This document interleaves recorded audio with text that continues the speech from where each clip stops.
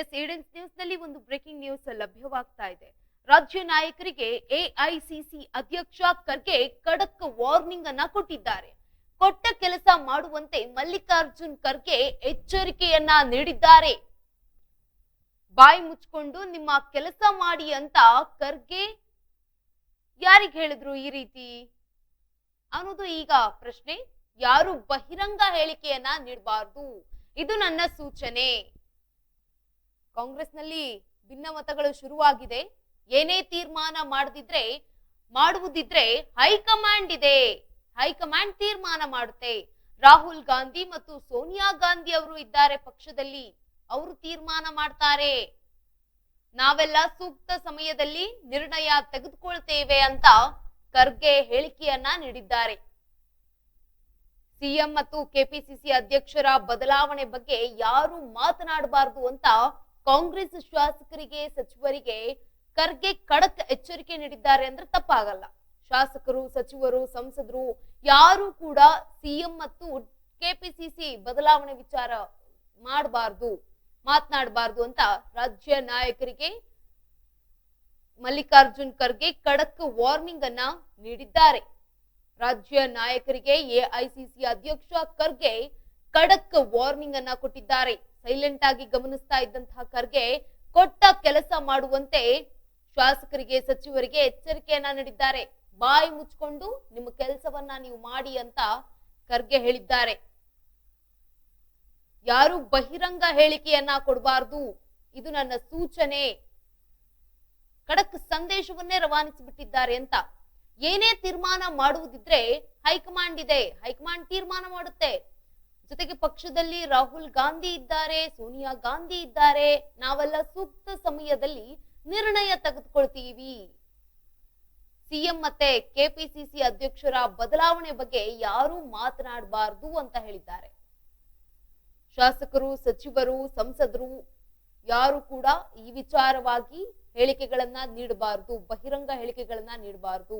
ರಾಜ್ಯ ನಾಯಕರಿಗೆ ಮಲ್ಲಿಕಾರ್ಜುನ ಖರ್ಗೆ ಖಡಕ್ ವಾರ್ನಿಂಗ್ ಅನ್ನ ಕೊಟ್ಟಿದ್ದಾರೆ.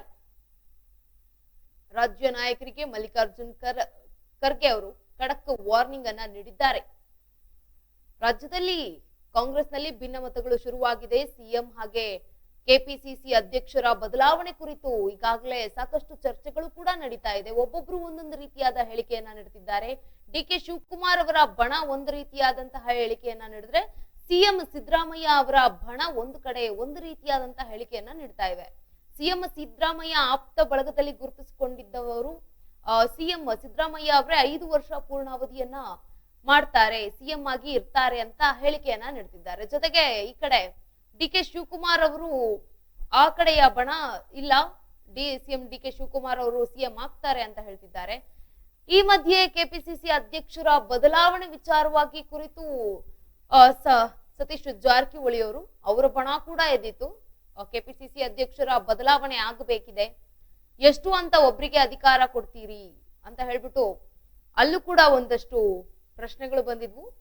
ಈ ಎಲ್ಲಾ ವಿಷಯಗಳನ್ನ ಗಮನಿಸ್ತಾ ಇದ್ದಂತಹ ಹೈಕಮಾಂಡ್ ಈಗ ಎಚ್ಚರಿಕೆಯ ಸಂದೇಶವನ್ನ ರವಾನಿಸಿದೆ ಅಂದ್ರೆ ತಪ್ಪಾಗ್ಲಾರ್ದು. ನಾವೆಲ್ಲ ಸೂಕ್ತ ಸಮಯದಲ್ಲಿ ನಿರ್ಣಯ ತೆಗೆದುಕೊಳ್ತೀವಿ. ಕೆಪಿಸಿಸಿ ಅಧ್ಯಕ್ಷರ ಮತ್ತೆ ಸಿಎಂ ಬದಲಾವಣೆ ವಿಚಾರವಾಗಿ ಯಾರು ಮಾತನಾಡಬಾರದು, ಶಾಸಕರು, ಸಂಸದರು ಹಾಗೆ ಸಚಿವರು ಕೂಡ ಮಾತನಾಡಬಾರದು ಅಂತ ರಾಜ್ಯ ನಾಯಕರಿಗೆ, ಕೈ ನಾಯಕರಿಗೆ ಕೆಪಿಸಿಸಿ ಅಧ್ಯಕ್ಷ ಮಲ್ಲಿಕಾರ್ಜುನ್ ಖರ್ಗೆ ಖಡಕ್ ವಾರ್ನಿಂಗ್ ಅನ್ನ ನೀಡಿದ್ದಾರೆ. ಬಾಯಿ ಮುಚ್ಕೊಂಡು ನಿಮ್ ಕೆಲಸ ನೀವು ಮಾಡಿ, ಬಹಿರಂಗ ಹೇಳಿಕೆಗಳನ್ನ ನೀಡಬೇಡಿ ಅಂತ ಹೇಳಿದ್ದಾರೆ. ಇದು ನನ್ನ ಸೂಚನೆ ಅಂತ ಕೂಡ ಖಡಕ್ ಆಗಿ ಸಂದೇಶವನ್ನ ರವಾನಿಸಿದ್ದಾರೆ. ಈಗಾಗಲೇ ಕಾಂಗ್ರೆಸ್ನಲ್ಲಿ ಸಾಕಷ್ಟು ಶಾಸಕರು ಮತ್ತೆ ಸಚಿವರು ಒಂದೊಂದು ರೀತಿಯಾದಂತಹ ಹೇಳಿಕೆ. ಒಬ್ರು ಕೆಪಿಸಿಸಿ ಅಧ್ಯಕ್ಷರ ಬದಲಾವಣೆ ಆಗ್ಬೇಕು ಅಂತಾರೆ, ಕೆಲವೊಬ್ರು ಡಿಸಿಎಂ ಅಧಿಕಾರ ನನಗೂ ಬೇಕು ಅಂತಿದ್ದಾರೆ, ಮತ್ತೆ ಕೆಲವೊಬ್ರು ಸಿಎಂ ಬದಲಾವಣೆ ವಿಚಾರವಾಗಿ ಕುರಿತು ಮಾತನಾಡ್ತಿದ್ದಾರೆ. ಕೆಲವೊಬ್ರೆಲ್ಲ ಅವರೊಬ್ಬರೇ ಅಧಿಕಾರ ತಗೊಂಡ್ರೆ ಹೇಗೆ, ನಮಗೂ ಅಧಿಕಾರ ಬೇಕಲ್ವಾ ಅನ್ನೋದು ಮತ್ತೊಂದು ಕಡೆಯ ವಿಚಾರ. ಈ ಎಲ್ಲಾ ವಿಚಾರಗಳಿಗೂ ಮಾಧ್ಯಮದ ಮುಂದೆ ಹೇಳಿಕೆಯನ್ನ ನೀಡ್ತಾ ಇದ್ದಂತಹ ಶಾಸಕರನ್ನ, ಸಚಿವರನ್ನ, ಸಂಸದರನ್ನ ಗಮನಿಸಿದಂತಹ ಹೈಕಮಾಂಡ್ ಇದೀಗ ಕೆಪಿಸಿಸಿ ಅಧ್ಯಕ್ಷರ ಮುಖಾಂತರ ಒಂದು ಖಡಕ್ ಸಂದೇಶವನ್ನ ಕೆಪಿಸಿಸಿ ಅಧ್ಯಕ್ಷರ ಮುಖಾಂತರ ಒಂದು ಖಡಕ್ ಸಂದೇಶವನ್ನ ನೀಡಿದೆ ಅಂದ್ರೆ ತಪ್ಪಾಗ್ಲಾರ್ದು. ಕೆಪಿಸಿಸಿ ಅಧ್ಯಕ್ಷರ ಬದಲಾವಣೆ ವಿಚಾರವಾಗಿ ಯಾರು ಮಾತನಾಡಬಾರ್ದು ಅಂತ ಎಐಸಿಸಿ ಅಧ್ಯಕ್ಷ ಖರ್ಗೆ ಖಡಕ್ ವಾರ್ನಿಂಗ್ ಅನ್ನ ನೀಡಿದ್ದಾರೆ.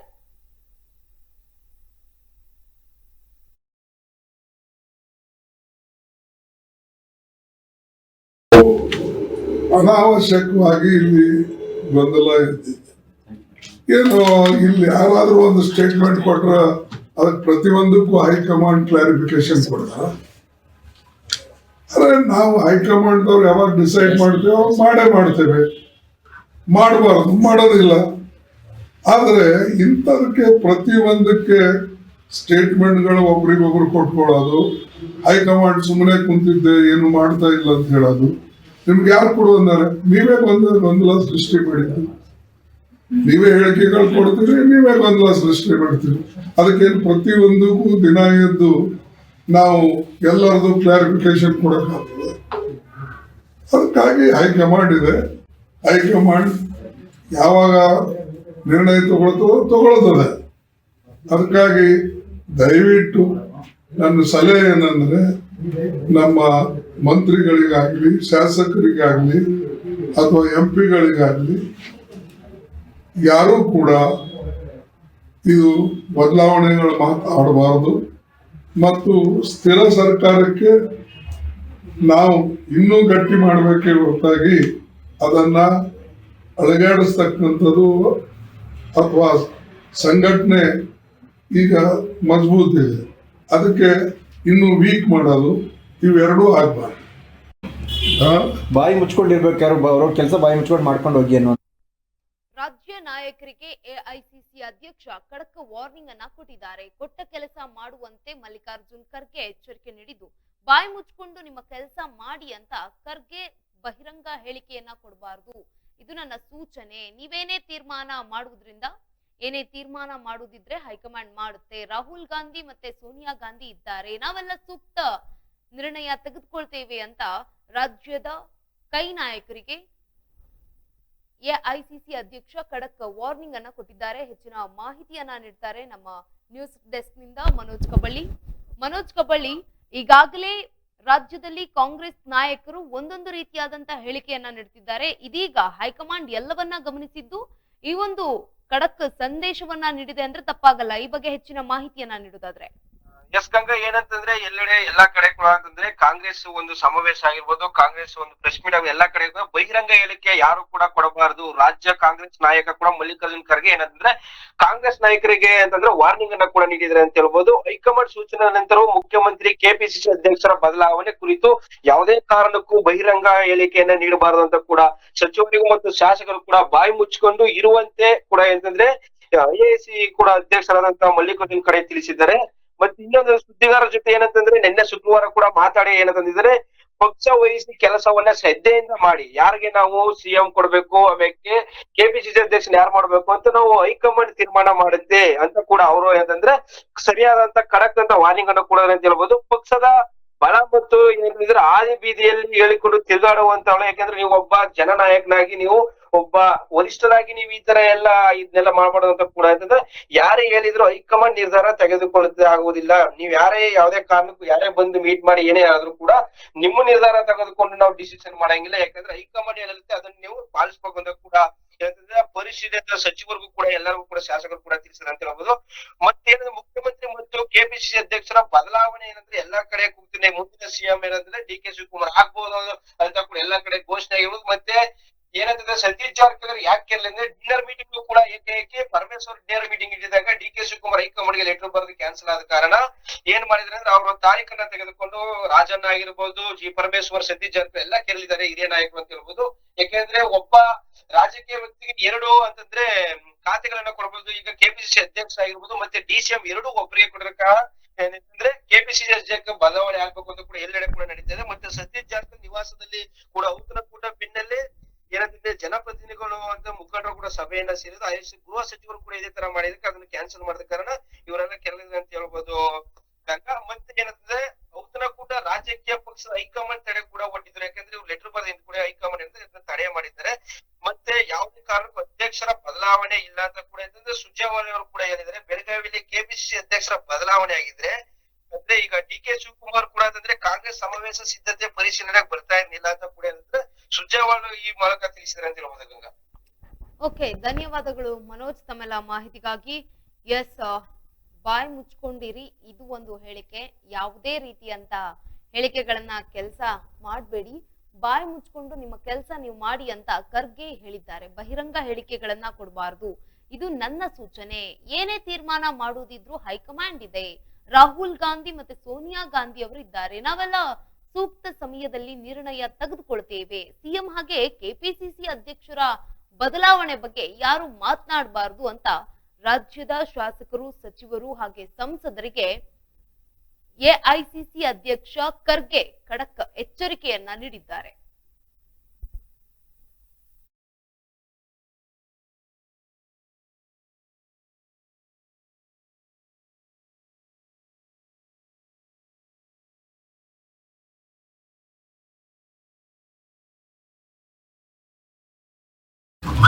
ಇದು ಅನಾವಶ್ಯಕವಾಗಿ ಇಲ್ಲಿ ಗೊಂದಲ ಇರ್ತಿದೆ. ಏನು ಇಲ್ಲಿ ಯಾರಾದ್ರೂ ಒಂದು ಸ್ಟೇಟ್ಮೆಂಟ್ ಕೊಟ್ರ ಅದಕ್ಕೆ ಪ್ರತಿಯೊಂದಕ್ಕೂ ಹೈಕಮಾಂಡ್ ಕ್ಲಾರಿಫಿಕೇಶನ್ ಕೊಡ್ತಾರ. ಅದೇ ನಾವು ಹೈಕಮಾಂಡ್ ಅವ್ರು ಯಾವಾಗ ಡಿಸೈಡ್ ಮಾಡ್ತೇವೆ ಅವಾಗ ಮಾಡೇ ಮಾಡ್ತೇವೆ, ಮಾಡಬಾರ್ದು ಮಾಡೋದಿಲ್ಲ. ಆದರೆ ಇಂಥದಕ್ಕೆ ಪ್ರತಿಯೊಂದಕ್ಕೆ ಸ್ಟೇಟ್ಮೆಂಟ್ಗಳು ಒಬ್ರಿಗೊಬ್ರು ಕೊಟ್ಕೊಳ್ಳೋದು, ಹೈಕಮಾಂಡ್ ಸುಮ್ಮನೆ ಕುಂತಿದ್ದೆ ಏನು ಮಾಡ್ತಾ ಇಲ್ಲ ಅಂತ ಹೇಳೋದು, ನಿಮ್ಗೆ ಯಾರು ಕೊಡು ಅಂದಾರೆ? ನೀವೇ ಗೊಂದಲ ಸೃಷ್ಟಿ ಮಾಡಿದ್ರಿ, ನೀವೇ ಹೇಳಿಕೆಗಳು ಕೊಡ್ತೀರಿ, ನೀವೇ ಗೊಂದಲ ಸೃಷ್ಟಿ ಮಾಡ್ತೀರಿ. ಅದಕ್ಕೇನು ಪ್ರತಿಯೊಂದಕ್ಕೂ ದಿನ ಎದ್ದು ನಾವು ಎಲ್ಲರದು ಕ್ಲಾರಿಫಿಕೇಶನ್ ಕೊಡಕ್ಕಾಗ್ತದೆ? ಅದಕ್ಕಾಗಿ ಹೈಕಮಾಂಡ್ ಇದೆ. ಹೈಕಮಾಂಡ್ ಯಾವಾಗ ನಿರ್ಣಯ ತಗೊಳ್ತದೆ. ಅದಕ್ಕಾಗಿ ದಯವಿಟ್ಟು ನನ್ನ ಸಲಹೆ ಏನಂದ್ರೆ, ನಮ್ಮ ಮಂತ್ರಿಗಳಿಗಾಗ್ಲಿ, ಶಾಸಕರಿಗಾಗ್ಲಿ ಅಥವಾ MP-ಗಳಿಗಾಗ್ಲಿ ಯಾರೂ ಕೂಡ ಇದು ಬದಲಾವಣೆಗಳು ಮಾತಾಡಬಾರದು. ಮತ್ತು ಸ್ಥಿರ ಸರ್ಕಾರಕ್ಕೆ ನಾವು ಇನ್ನೂ ಗಟ್ಟಿ ಮಾಡಬೇಕೇ ಹೊರತಾಗಿ ಅದನ್ನ ಅಳಗಾಡಿಸ್ತಕ್ಕಂಥದ್ದು ಅಥವಾ ಸಂಘಟನೆ ಈಗ ಮಜಬೂತ್ ಇದೆ, ಅದಕ್ಕೆ ಇನ್ನು ವೀಕ್ ಮಾಡೋದು, ಇವೆರಡೂ ಆಗ್ಬಾರ್ದು. ಕೇಳಿದಾಗ ಈ ಮಾತನ್ನ ಹೇಳಿದ್ದೇನೆ. ಅದಕ್ಕೆ ಈಗ ನಾನು ಇಷ್ಟೇ ಹೇಳ್ತಾ ಇದ್ದೇನೆ, ಈ ಸುಮ್ಮನೆ ನಾವು ಸ್ಟೇಟ್ಮೆಂಟ್ಗಳು ಕೊಟ್ಕೊಂಡು ನೀವು ಕನ್ಫ್ಯೂಷನ್ ಮಾಡ್ತಾ ಇದ್ದೀರಿ.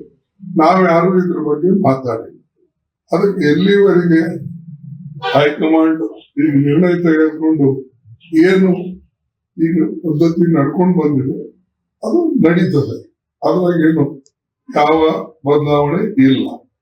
ಅದು ಪದೇ ಪದೇ ಎಲ್ಲರೂ ಯಾರು ಕೇಳಬಾರದು, ಇದು ನನ್ನ ಸೂಚನೆ ಇದೆ. ಅದಕ್ಕಾಗಿ ಎಲ್ಲರೂ ಕೂಡ ಈಗ ಮೇಲೆ ನಮ್ಮ ಹೇಳಿಕೆಗಳನ್ನ ಕ್ಲೋಸ್ ಮಾಡ್ತಾರೆ ಅಂತ ನಾನು ತಿಳ್ಕೊಂಡಿದ್ದೆ. ಕ್ರಮ ಏನಾದ್ರು ಇರುತ್ತೆ ಸರ್? ನೋಡೋಣ ಆಮೇಲೆ. ಈಗ ಎಲ್ಲಕ್ಕೂ ಹೀಗೆ ಉತ್ತರ ಕೊಡೋದಿಲ್ಲ. ಆ ಟೈಮ್ ಬಂದಾಗ ಹೈಕಮಾಂಡ್ ಏನು ಅಷ್ಟು ವೀಕ್ ಇರೋದಿಲ್ಲ, ಅಥವಾ ಯಾರೋ ಒಬ್ಬರಿಗೊಬ್ಬರ ಮೇಲೆ ಡಿಪೆಂಡ್ ಆಗಿ ನಾವು ಪಕ್ಷ ಕಟ್ಟೋದಿಲ್ಲ. ಇದು 139 ವರ್ಷದ ಪಕ್ಷ ಇದೆ. ಇದು ಇನ್ನೂ ಗಟ್ಟಿಯಾಗಿ ಮಾಡೋದು ಎಲ್ಲರೂ ಪ್ರಯತ್ನ ಮಾಡಬೇಕು ಹೊರತಾಗಿ ಇದಕ್ಕೆ ನಾವು ವೀಕ್ ಮಾಡಿದ್ರೆ ಎಲ್ಲರೂ ವೀಕ್ ಆಗ್ತಾರೆ, ನೀವು ಸ್ಟ್ರಾಂಗ್ ಮಾಡಿದ್ರೆ ಎಲ್ಲರೂ ಸ್ಟ್ರಾಂಗ್ ಆಗ್ತೀವಿ. ಅದಕ್ಕಾಗಿ ಇದು ಪಕ್ಷಕ್ಕೆ ಸ್ಟ್ರಾಂಗ್ ಮಾಡ್ಬೇಕು. ಮೊನ್ನೆ 15ನೇ ತಾರೀಕು ನಾವು ದೊಡ್ಡ ಪಕ್ಷದ ಒಂದು ಬಿಲ್ಡಿಂಗ್ ಅನ್ನು ಉದ್ಘಾಟನೆ ಮಾಡಿದ್ವಿ. ಇತಿಹಾಸದಲ್ಲೇ ದಿಲ್ಲಿಯಲ್ಲಿ ಮೊದಲನೇ ಬಿಲ್ಡಿಂಗ್ ನಮ್ದು ಪಕ್ಷದ ವತಿಯಿಂದ ಆಗಿದೆ. ಅದಕ್ಕೆ ಪಕ್ಷಕ್ಕೆ ಭದ್ರ ಬುನಾದಿ ಹಾಕಿ ನಾವು ಬೆಳೆಸ್ಬೇಕಂದಾಗ ಅದೇ ರೀತಿಯಾಗಿ ಎಲ್ಲರೂ ನಡ್ಕೊಳ್ಬೇಕು ಅಂತ ಹೇಳಿ ನಾನು ಹೇಳ್ತೀನಿ. ಸರ್, ಅಷ್ಟು ಎಚ್ಚರಿಕೆ ಮಧ್ಯದಲ್ಲೂ ಮಾತಾಡೋದ್ರಿಗೆ ಸರ್ ತಾವು ಹೇಳಿ ಬಾಯಿ ಮುಚ್ಕೊಂಡಿರ್ಬೇಕು ಅನ್ನುವಂಥದ್ದು ಎಚ್ಚರಿಕೆಯನ್ನು ಕೊಟ್ರಿ. ಬಾಯಿ ಮುಚ್ಕೊಂಡಿರ್ಬೇಕು, ಯಾರು ಅವ್ರ ಕೆಲಸ ಬಾಯಿ ಮುಚ್ಕೊಂಡು ಮಾಡ್ಕೊಂಡು ಹೋಗಿ ಅನ್ನುವಂಥ ಎಚ್ಚರಿಕೆ. Please don't twist. ಹಿಂಗಾದ್ರು ಅದಕ್ಕೆ ನಾ ಯಾವತ್ತೂ ಇಲ್ಲಿ ಬಂದು ಕೊಡೋದು. ಇಷ್ಟೇ ಎಲ್ಲರೂ ಕೂಡಿ ಪಕ್ಷಕ್ಕೆ ಸ್ಟ್ರೆಂಥನ್ ಮಾಡಬೇಕು. ಸರ್ಕಾರದ ಗ್ಯಾರಂಟಿಗಳು ಎಲ್ಲರೂ ಇಂಪ್ಲಿಮೆಂಟ್ ಮಾಡಬೇಕು. ಅದರಿಂದ ಅವ್ರಿಗೆ ಒಳ್ಳೆ ಹೆಸರು ಬರ್ತಾ ಇದೆ. ಈ ಮಾದರಿಯ ಮೇಲೆ ಎಲ್ಲರೂ ಕ್ರ್ಯಾಶ್ ಕೋರ್ಸ್ ಅಂದರೆ ಒಂದು ಅಲ್ಪಾವಧಿ ಕೋರ್ಸು ಸರ್. ಇದು ಶಾರ್ಟ್ ಟರ್ಮ್ ಕೋರ್ಸ್ ಅಂತ ಕರಿತೀವಿ ಈ ಕೋರ್ಸ್ನ. 30 ಡೇಸಿಂದ 45 ಡೇಸು ಇರುತ್ತೆ ಕ್ರ್ಯಾಶ್ ಕೋರ್ಸು. ಬೆಳಗ್ಗೆ 8ರಿಂದ ಸಾಯಂಕಾಲ 8 ಗಂಟೆವರೆಗೂ ಕೋಚಿಂಗ್ ವ್ಯವಸ್ಥೆ ಇರುತ್ತೆ. ಪ್ರತಿ ಸಬ್ಜೆಕ್ಟು ಅಂದರೆ ಫಿಸಿಕ್ಸ್, ಕೆಮಿಸ್ಟ್ರಿ, ಬಾಟ್ನಿ, ಝುವಾಲಜಿ ಪ್ರತಿ ಸಬ್ಜೆಕ್ಟು ಕೂಡ 1.5 ಅವರ್ ಟೀಚಿಂಗ್ ಮಾಡ್ತೀವಿ, 90 ಮಿನಿಟ್ಸು. ಮತ್ತು ಡೈಲಿ ಟೆಸ್ಟು ಕೂಡ ನಾವು ಕಂಡಕ್ಟ್ ಮಾಡ್ತೀವಿ ಪ್ರತಿದಿನನೂ. ಎಕ್ಸೆಲ್ ಅಕಾಡೆಮಿಯಿಂದ ನಾವು ಏನು ಮಾಡ್ತೀವಿ, ಕಾನ್ಸೆಪ್ಟ್ ಮಾತ್ರನೇ ಹೇಳ್ಕೊಡ್ತೀವಿ. ನೀಟಿಗೆ ಬರೋ ಕಾನ್ಸೆಪ್ಟು, CETಗೆ ಬರೋ ಕಾನ್ಸೆಪ್ಟೇ ಹೇಳ್ಕೊಡ್ತೀವಿ ಆ 45 ದಿನದಲ್ಲಿ. ಅನ್ವಾಂಟೆಡ್ ಅವರಿಗೆ ಚಾಪ್ಟರ್ಸ್ನ ನಾವು ಓದಿಸಲ್ಲ. ಸೊ ಅದರಿಂದ ಏನಾಗುತ್ತೆ, 45 ದಿನದಲ್ಲಿ ಸಕ್ಸಸ್ ರೇಟು ಜಾಸ್ತಿ ಆಗುತ್ತೆ. ಯಾರು ಸಿಂಗಲ್ ಪೇರೆಂಟ್ಸ್ ಇದ್ದಾರೆ ಅಂಥ ಒಂದು ಮಕ್ಕಳಿಗೆ ನಾವು ಖಂಡಿತ ಫೀಸಲ್ಲಿ ರಿಯಾಯಿತಿ ಇರುತ್ತೆ. ಆ ಒಂದು ಮಕ್ಕಳಿಗೆ ಖಂಡಿತ ನಾವು ಫೀಸಲ್ಲಿ, ಮತ್ತು ಮೆರಿಟೋರಿಯಸ್ ಮಕ್ಕಳಿಗೆ ನಾವು ಫೀಸಲ್ಲಿ ರಿಯಾಯಿತಿ ಕೊಡ್ತೀವಿ. ನಿಮ್ಮ ತಂದೆ ತಾಯಿ ಏನು ಆಸೆ ಇಟ್ಕೊಂಡಿರ್ತಾರೋ ಆ ಆಸೆ ಪ್ರಕಾರ ನೀವು ಕೂಡ ಕೈ ಜೋಡಿಸ್ಬೇಕಾಗುತ್ತೆ. ನಾವು ಕೂಡ ನಮ್ಮ ಫ್ಯಾಕಲ್ಟೀಸಿಂದ, ನಮ್ಮ ಕಡೆಯಿಂದ ಒಳ್ಳೆ ಒಂದು ಕೋಚಿಂಗ್ ಕೊಟ್ಟು ನಾವು ಒಳ್ಳೆ ರ್ಯಾಂಕ್ ತೆಗ್ಸೋಕ್ಕೆ ನಾವು ಕೂಡ ನಿಮ್ಮ ಜೊತೆ ನಾವು ಇರ್ತೀವಿ.